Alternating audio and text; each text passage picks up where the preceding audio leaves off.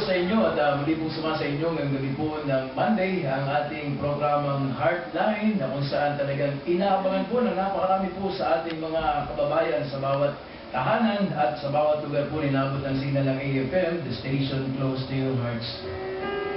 Good evening po sa mga kababayan po natin na talagang alam ko po na pagod. Till on that cross as Jesus died, the wrath of God was satisfied. Jesus, the lover of my soul. Jesus, I will never let you go. Taken me from the miry clay,